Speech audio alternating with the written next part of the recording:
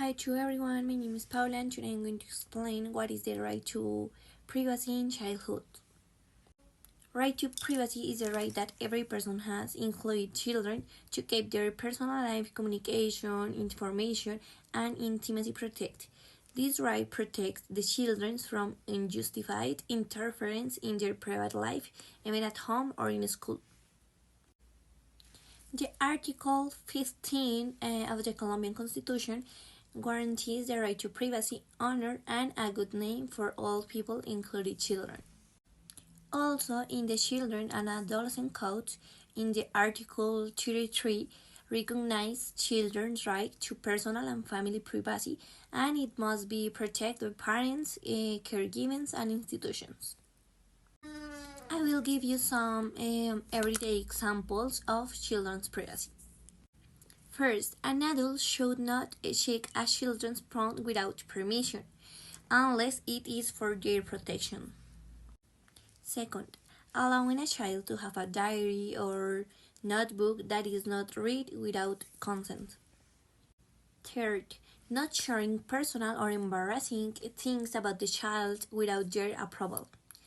And finally, respecting the right to close the door to their room or when dressing. Hey everyone, today I want to talk about an important right that children have, and it's basically their right to privacy. Sometimes this right is ignored or not taken seriously, but it plays a big role in how children feel, grow, and learn to, trust others. I'm going to explain in few words why it is important to respect children's privacy in different spaces of their lives. So we are going to start talking first about privacy at home. So many people assume that because children live under adult supervision, they don't need personal privacy, but that's not true. Home is where children, begin to understand themselves and the world, respecting their space, like for example like knocking before entering the room or not going through their personal items, helps them build like boundaries and feel secure. Also, when children share like their feelings, they need to be heard without fear of being like judged or exposed. If their emotions are not respected, they may stop expressing themselves openly. In the long term, this could affect like their confidence and their connection with the family. Next, we are going to talk about privacy in the school. So this is where children spend a big part of their lives, and it's also where a lot of personal information is kept. For example, from grades to behavioral records and etc. If this information is like shared without care, it can lead to like embarrassment or even bullying. Teachers and school staff, must handle these details like responsibly. Also, when a student talks like privately to a teacher, that conversation should like be respect. Protecting like their privacy at school means creating a safe space where they can grow and feel respect. A third space is the digital world. So you know that children and teenagers nowadays are online more than ever. Using phones, social media, and all that like digital platforms. Their photos, like personal information are often shared without asking them. But their digital life is part of their like personal life, and it deserves also protection. Oversharing, even by adults with good intentions, can expose them to many risks. So it's important to guide them through like the digital world, but with trust and limits, not like with surveillance. That way, they learn to protect themselves and act responsibly online. Finally, we have institutions such as hospital, child protection services, or legal systems. So these spaces are where children may be maybe yeah, especially vulnerable, and where very sensitive information is handled. Medical histories, for example, cases of abuse or legal situations must be kept in private. Not doing so can basically cause emotional harm and even put the child in danger. Like, professionals in these spaces have a legal and ethical responsibility to protect the child's dignity and the confidentiality. So to sum up, respecting a child's privacy doesn't mean like leaving them alone or ignoring them. It means like treating them with the same dignity we expect for ourselves. When we respect like their personal space, their feelings, and their information, we are teaching them that their voice matters and that they deserve like respect from everyone in.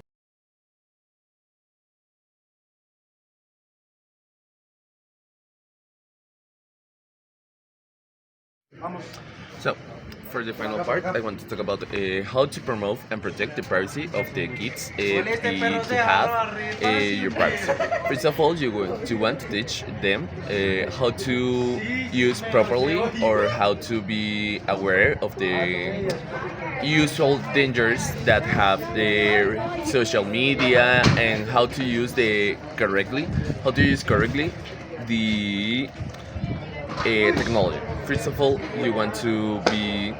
First of all, you have to teach them how to use technology properly. Not be in any sites that it's dangerous for them. Not teach them to be in any website that could be dangerous for them. Not teaching them to be in any or things that could be dangerous. Then you have to teach them how to use the social media. You have to teach them how to use it properly, not uploading all the things, not uploading things that could be using against them. Teaching them to not uploading things that could not be dangerous for the image or things like that. Then you have to speak to them about the limits of their privacy. You have to be aware that all that because they are kids, they don't have as much privacy as an adult. So you have to put some limits, like you have to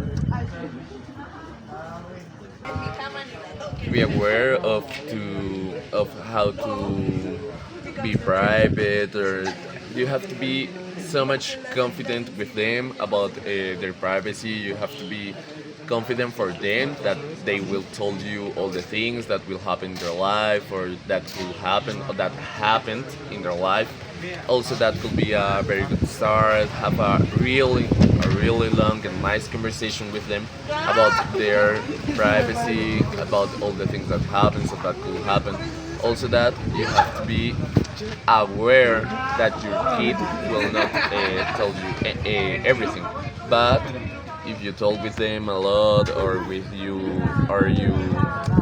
be with them, if you love them, you will have a really nice conversation and tell them that you're not his enemy, but we will have a really nice conversation.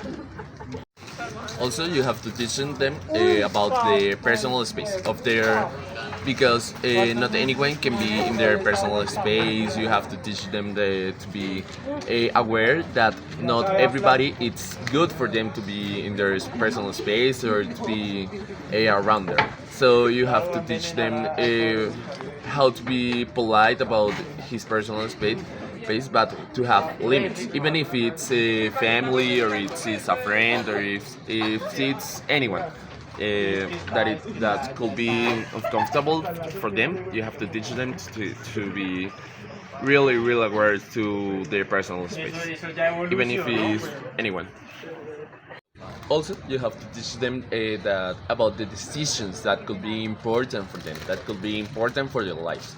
Even if it's also that even if you made the decision, you have the right to be to decline later or to be not aware or to be not and to be aware that you can have the opportunity to always take a step back. Also, all right, you have the opportunity that if you make a decision, you have the opportunity to take a step back, even if you don't like it, the result or anything like that. When we talk about the right to privacy in minors and adolescents, we're referring to a fundamental aspect in their social, personal, and mental development. Unfortunately, this right is often compromised by some everyday practices that sometimes are well intentioned, but that most of them fail to fully comprehend the consequences that they may carry. There are several risks and violations that we need to be fully aware of. First of all, the publication of images or personal data without consent is an alarmingly high risk. Many adults, whether they be parents, teachers, or even caregivers, often share pictures of their children in social media without fully thinking on the consequences that they may carry. While it may seem harmless at first, exposing minors in social media may carry risks like identity theft, also inaccurate usage of the images, and worst of them, the location of the minor through the photo. Most importantly, it disregards one important principle, that is the consent.